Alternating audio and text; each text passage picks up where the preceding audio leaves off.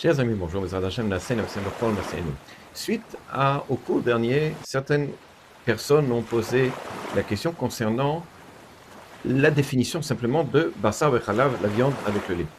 Alors, je vais revenir de façon simple. La plupart connaissent déjà ces définitions-là, mais je vais les dire, j'ai essayé d'être succinct. Dans la Torah, il est écrit à 3 reprises, 2 fois dans Shemot et 1 fois dans Dvarim, Lot evachel Bassar Gedi Bechalev Imo. Tu ne devras pas cuire de la viande de chevreau avec le lait de sa mère. Comme ça, c'est rapporté. Sur ça, la Gemara dans Chounin, elle vient et elle comprend que pourquoi la Torah, elle a parlé à 3 reprises. On aurait pu comprendre une seule fois que c'est interdit. C'est pour nous expliquer qu'il y a 3 autres interdits. Pas simplement la notion de bichoul, l'autre vachel, de cuisiner, mais il y a aussi l'interdit d'en manger, évidemment, et l'interdit d'en tirer profit. C'est-à-dire, je le donne à mon chien, je le vends à un non-juif, etc.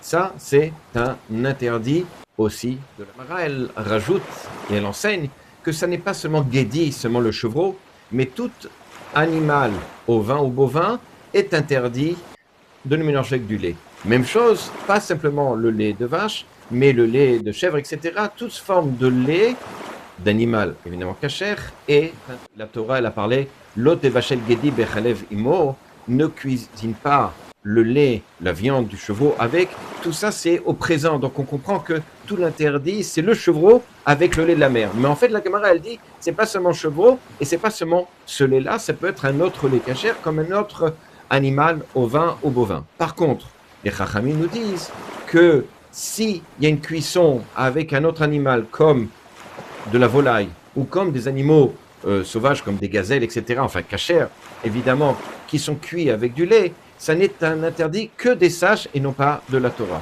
Ce qui veut dire que si jamais il y a une cuisson de la viande, par exemple de gazelle, avec du lait, cacher évidemment, dans ce cas-là, ça n'est interdit que des rabbanan, et comme c'est interdit que des sages, alors je pourrais en tirer profit, c'est-à-dire de le donner à mon chien ou de le vendre évidemment à un non-juif. Même chose pour la viande, si c'est de la viande qui n'est pas cachère, c'est-à-dire la viande de cochon ou la viande haute qui n'est pas cachère, cette viande-là ne fait plus partie de l'interdit de vendre, d'en tirer profit, et donc je pourrais en tirer profit et donc le donner à un non-juif ou à un animal.